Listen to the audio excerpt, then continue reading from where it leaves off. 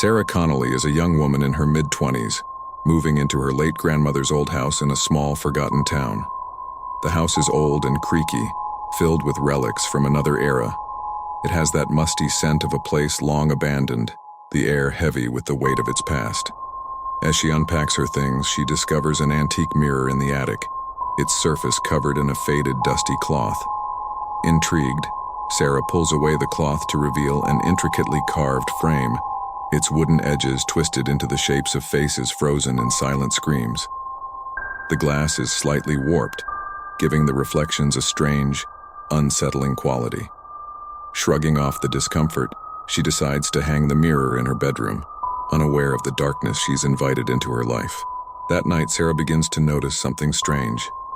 As she gets ready for bed, brushing her hair in front of the mirror, her reflection seems to lag, a fraction of a second behind her actual movements. She brushes it off as her mind playing tricks on her, but the feeling of being watched lingers.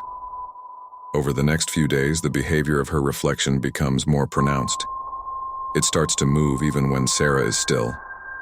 She catches her reflection blinking when her own eyes haven't moved, or smiling faintly when her face is completely neutral. Sarah's unease grows, and she starts avoiding the mirror altogether. One evening, while brushing her teeth, Sarah notices that her reflection is staring directly at her, its eyes locked onto hers, unblinking. She freezes, her heart pounding. The reflection's lips curl into a grin that doesn't match the fear on her own face. And then it mouths two words. "Hello, Sarah." Terrified, Sarah researches the house in the mirror, digging through old newspaper articles and town records. She uncovers the story of a man named Elias Grayson, a recluse who lived in the town over a century ago.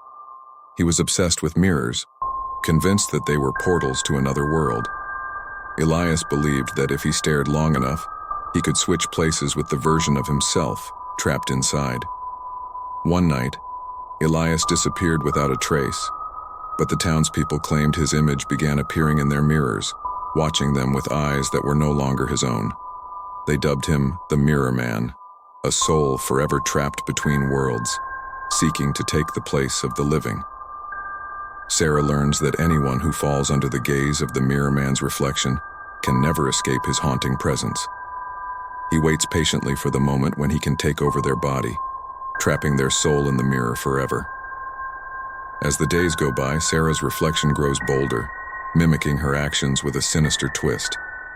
She starts seeing it in more than just the antique mirror.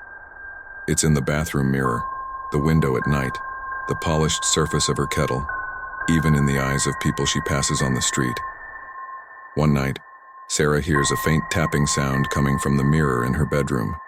She approaches it slowly, her hands trembling. The reflection is there, but it's not copying her movements. Instead, it's grinning widely, its mouth stretching impossibly wide, as if it's laughing silently at her fear. Suddenly, the mirror cracks, a spiderweb of fractures spreading across its surface. But the reflection remains intact, its eyes now glowing a dull red. The words, "Let me out," are scratched into the glass from the inside, as though written by a desperate hand. Desperate to break free from the Mirror Man's curse, Sarah tries everything, covering the mirrors, smashing them, even staying in a room without reflective surfaces. But it's no use. The Mirror Man's presence is everywhere. She hears his mocking whispers in her ears, sees fleeting images of his twisted grin in every reflective surface she passes. In a final, desperate attempt, Sarah decides to confront him directly.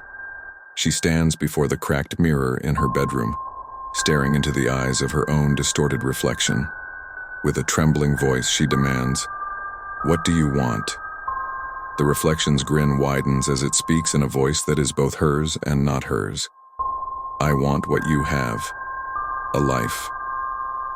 Before she can react, the mirror shatters completely, and her reflection lunges out of the shards, grabbing her by the wrist. Cold, ghostly fingers pull her into the broken glass, and she feels herself falling, tumbling into darkness. Sarah's scream echoes as she finds herself trapped inside the mirror, looking out at her room. Her own body stands before her, now possessed by the Mirror Man, grinning back at her with that same twisted smile. She pounds on the glass, screaming for help, but no sound escapes. Sarah's possessed body picks up her phone and opens the camera, looking directly into the lens. It begins to stream live on her social media account, the twisted grin on its face widening as it speaks. Hello everyone. I'm Sarah and I'm finally free. As thousands of viewers watch the live stream, they each see their own reflection flicker on their screens for a moment, smiling back at them with the grin of the mirror man. And just like that, the curse spreads, leaving everyone who watched with the haunting fear that, one day, their reflection might no longer be their own.